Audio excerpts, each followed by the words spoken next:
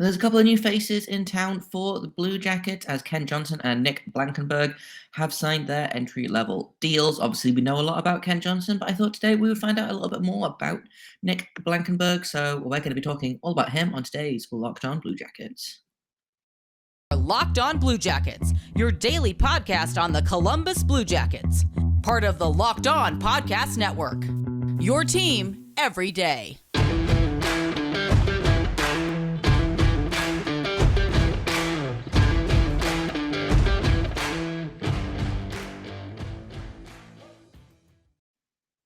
Hello and welcome to Locked On Blue Jackets, part of the Locked On Podcast Network, your team every day. I am, as always, your host, Jay Foster, and thank you for making this your first listen of the day, of the week even. Locked On Blue Jackets is free and available on all podcast platforms and also on YouTube. So if you are not watching me on YouTube, make sure you go and hit subscribe over there because... hey, you get to see me talk with my hands and also the cool paintings that I have behind me.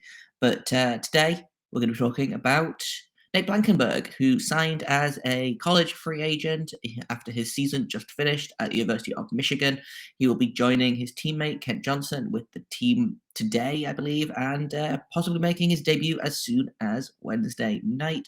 And I thought, who better to talk about Nick Blankenburg than someone who covered him while he was at college and someone who will continue to cover him now that he is Blue Jacket. So I sat down over the weekend with Bailey Johnson of the Columbus Dispatch, previously of the University of Michigan, to talk a little bit about Nick, what he's like, and how excited Blue Jacket fans should be. So I'm just going to get into that. So the Blue Jackets got two signings this weekend, one that they were expecting and maybe one that they weren't. I've got Bailey Johnson here, noted Nick Blankenburg fan, to talk a little bit about the more unexpected signing and what this new son of ours can bring to the team. How's it going, Bailey? I'm good. Thanks for having me. I'm excited to talk about Nick.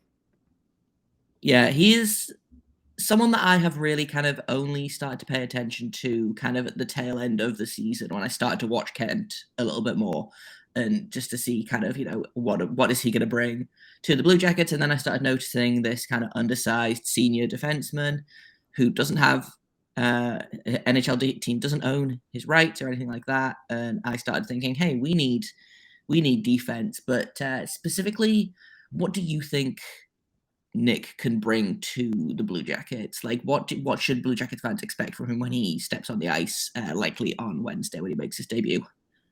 Yeah, so if things go really according to plan, he could be the next Torrey Krug as a smaller defenseman with a lot of offensive upside and a nasty streak to him. Obviously, that's putting a lot of expectations on him. Torrey Krug is maybe the most successful undersized, undrafted free agent signing there's been in the last 20 years. So I don't want to say he's definitely going to be that, but I think that's the ceiling. Blue Jackets fans should expect a guy who will compete with everything he has on every single shift. He is undersized. He's about 5'9", maybe 180 pounds, but I've been watching him since he was a freshman in college. I covered the team at Michigan his freshman sophomore year when I was a junior and senior there, so I know his game really well. I've never seen him back down from a challenge, back down from a fight. He has never been afraid to play physical. He was a forward until about a year and a half before he went to Michigan, so the offense is absolutely there. He'll score some goals that make you think, oh yeah, that's a forward-style goal. That's not a defenseman's goal. But he also has really worked hard on his shot from the point, and it was a real weapon for him really starting his sophomore season on the power play. That right-handed shot at the top of the power play was a huge weapon for them and something that he was really successful with, and he continued that through to this year. He scored more goals this year than he has really combined in his college career before, and it wasn't like a crazy shooting percentage or anything. I think he was shooting about 13% this year. The defense is something that might take a little longer to come. Obviously, he has to learn that side of the game at the NHL level, but I think he got better as a defender every year in college and held his own really well there. Played with Owen Power a lot as sort of the more defensive minded of the two. And I don't expect him to have any real issues defending at the NHL level.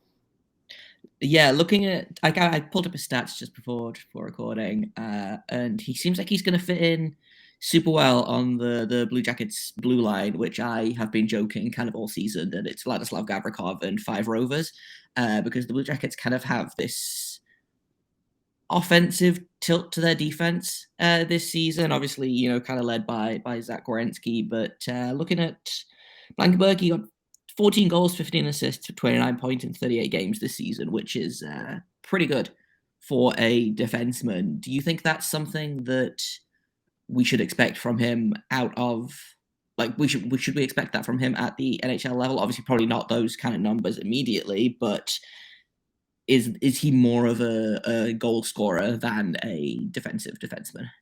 Definitely, he's an offensive defenseman. That history he has as a forward gives him that two-way capability. Obviously, like you said, those numbers in college are not going to be what he puts up at the NHL level, but he will definitely be somebody who's chipping in offensively for sure.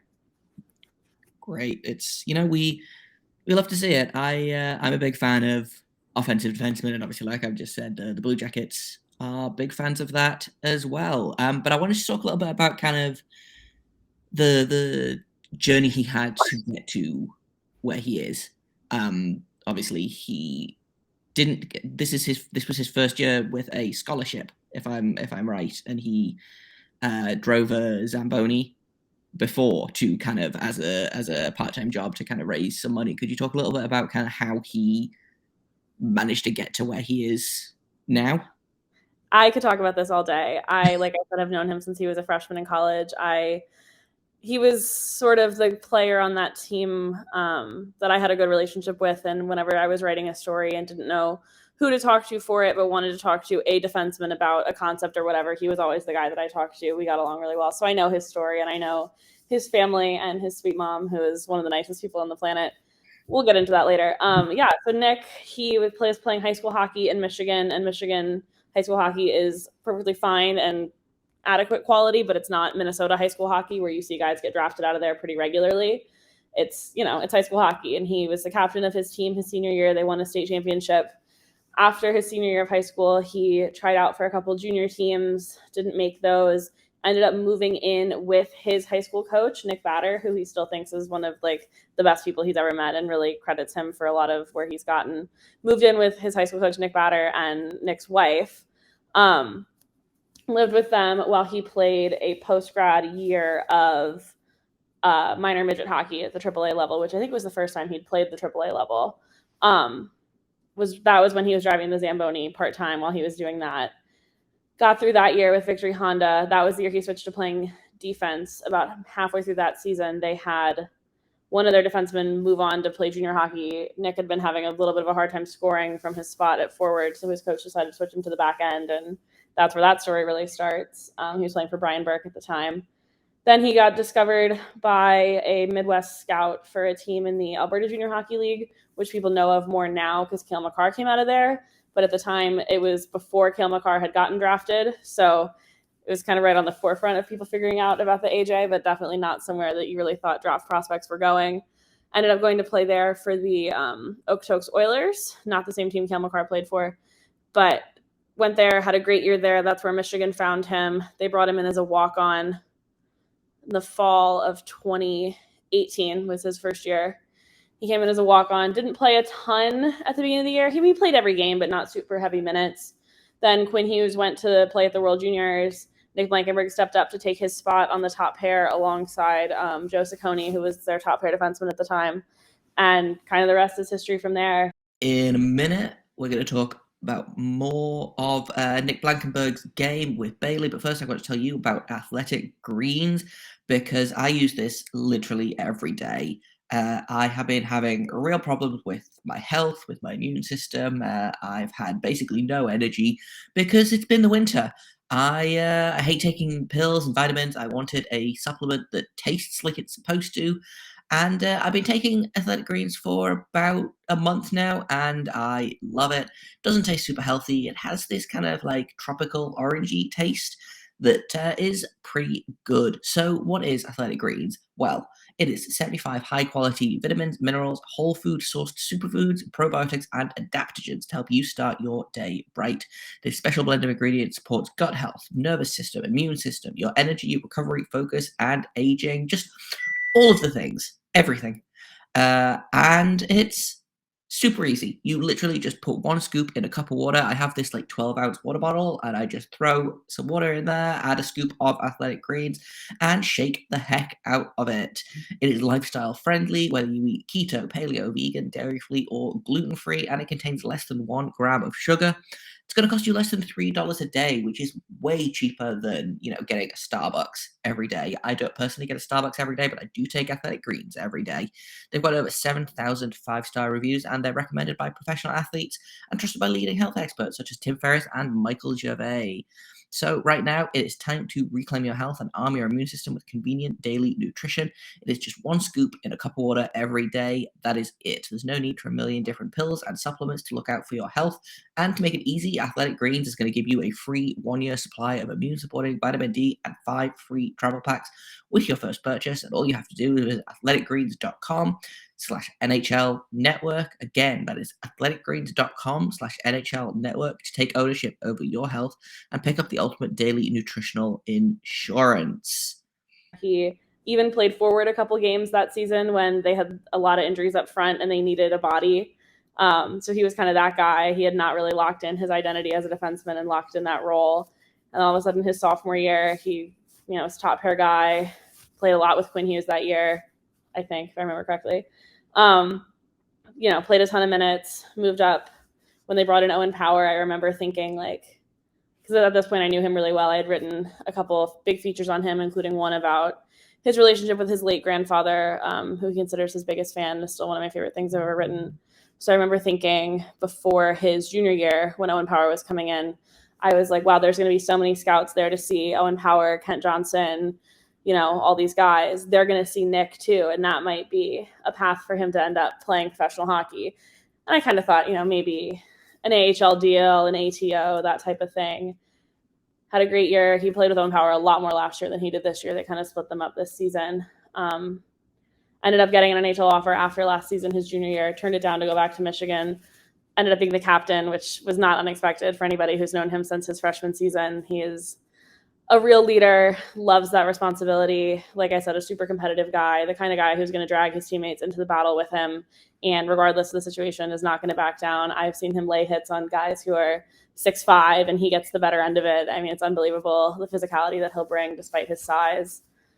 Just couldn't be happier for him. Trying to stay objective like I'm supposed to. I even tweeted out, Thursday night after they lost, I think Scott Wheeler tweeted a quote from Nick where he was pretty emotional about the end of his career. And I said, we're not supposed to have favorites in this job, but anybody who knows me knows that Nick's one of mine, because it had not crossed my mind in the slightest that he might be a Blue Jacket 24 hours later and playing for the team that I cover for the Dispatch. And then all of a sudden he was a Blue Jacket, and it blew my mind. And I'm really looking forward to seeing what he does with this opportunity. Yeah, I was talking with a couple of friends about this actually, after we'd kind of been like, oh, hey, this senior defenseman's pretty good. The Blue Jackets need bodies on defense. Wouldn't it be fun if he signed with the Blue Jackets? Clearly not expecting anything of it. And then kind of I heard from a couple of my sources that was maybe somewhere that he was thinking about going. And then, obviously they lost the game against Denver. And then 24 hours later, he was a Blue Jacket. And I was like, did we manifest this? Did we make this happen? But I'm super excited.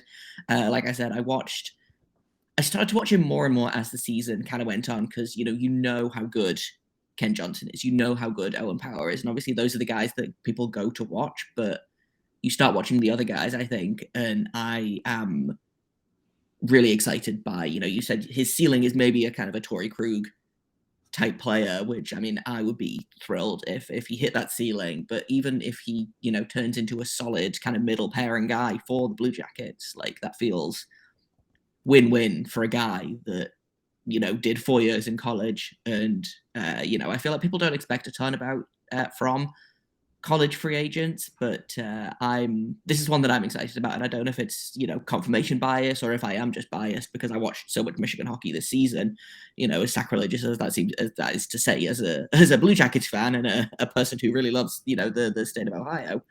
It's a really cool story for him and for the team, I think.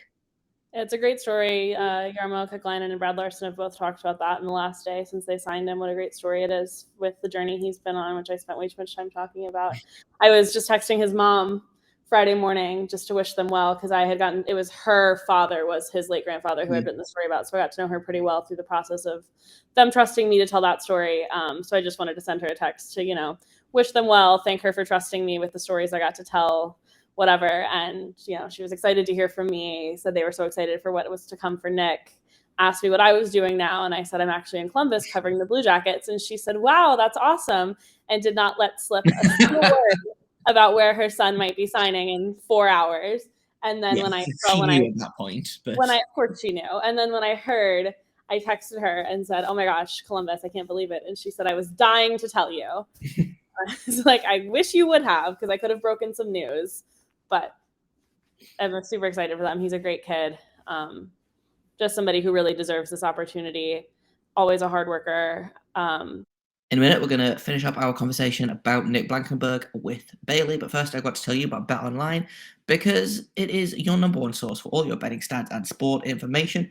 On betonline.net, you can find all of the latest sports developments, league reviews, and news, including this year's basketball playoffs, which are, I believe, just about to start, and start of the Major League Baseball season, which I personally am very excited to be hurt by the baseball again. BetOnline is your continued source for all your sporting wagering information, from live betting to playoffs, esports, and more. They've got, like I said, they've got basketball, they've got baseball, they've got hockey, they've got UFC, they've got boxing, they've got esports, they've got your favorite Vegas casino games. So you can head to the website today. Once again, that is betonline.net, or use your mobile device to learn more about the trends and action, because BetOnline is where the game starts. And I've also got to tell you about Built Bar. So it's the morning, you need breakfast, you've just had your athletic greens, and you are hungry, and in the fridge, you have Built Bars. If you don't know what a Built Bar is, by now it is basically a protein bar that tastes exactly like a candy bar. They are delicious, they are nutritious, it's a treat. Honestly, it feels like you're doing something super illegal, but actually you're having something that's really, really good for you. And if you haven't tried the Built Puffs, you are missing out on one of Built Bar's best tasting bars. They are fluffy, they are marshmallowy, they are soft, and they are covered in 100% real chocolate like every Built Bar. They're my favorite, and they're going to be yours as well. So if you go to built.com, use promo code LOCKED15, you can get 15% off your order. Once again, that's promo code LOCKED15 for 15% off at built.com. The contract is an interesting situation with them deciding to burn the year. They very easily could have had it start next season and sent him to Cleveland on a tryout deal for the rest of this year. So I think that says, first of all, that there was enough other interest in him that they had to make that kind of offer that would say, we're going to get you in NHL games this season, to get them over the hump of maybe some other teams that were interested. And I know there were a few at least.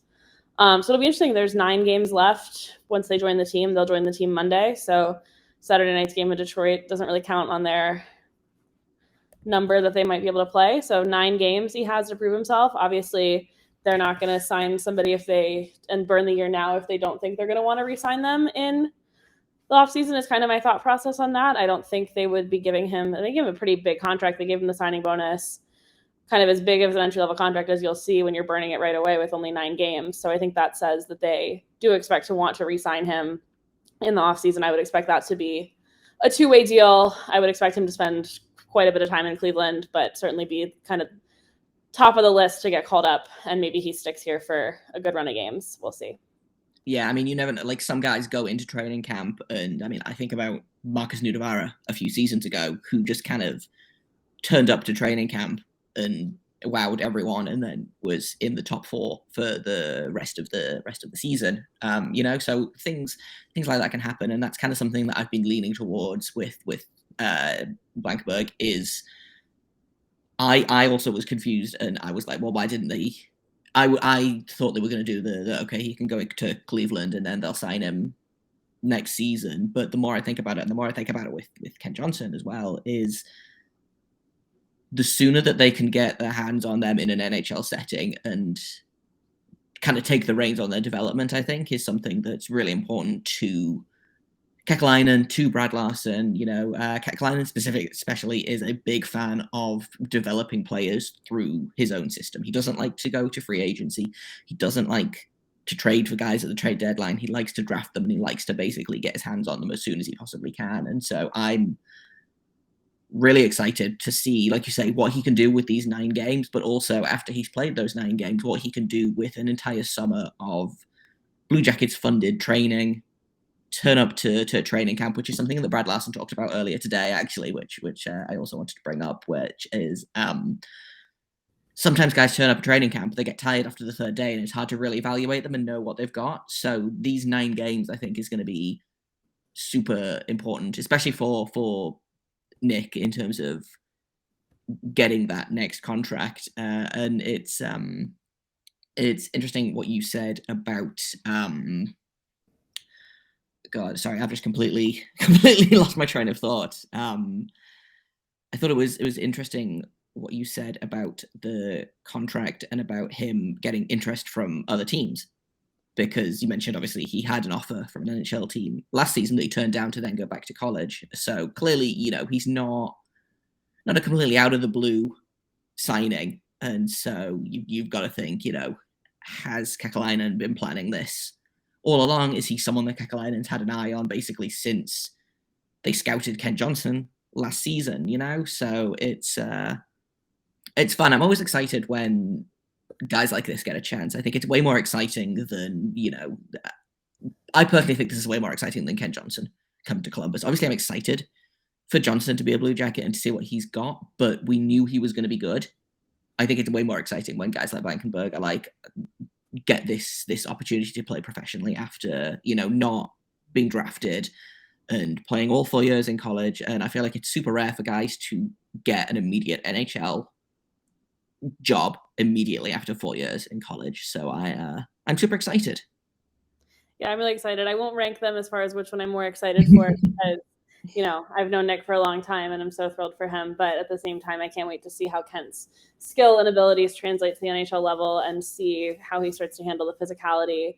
And another point that you were making around, them not having gone through training camp, they're not being that tired level. They've also been in playoff mode for the last month. So they're coming in, about as tuned up as you can be, having been going through that adrenaline rush and that push for a national championship over the last month. So it'll be interesting to see. You often see guys come in, the energy they have in those first games they play is sometimes not ever replicable again in their NHL careers. For the guys who don't really stick, you see a lot of guys who come in and they'll have a hat trick in their first game and it kind of all slips away after that, which is, they still played an NHL game. So it'll be interesting to see what energy levels they bring. And if, when we come back in the fall, we start to see it again, or if they're riding a little bit of an adrenaline high right now. I think about that more with Nick than with Kent, obviously.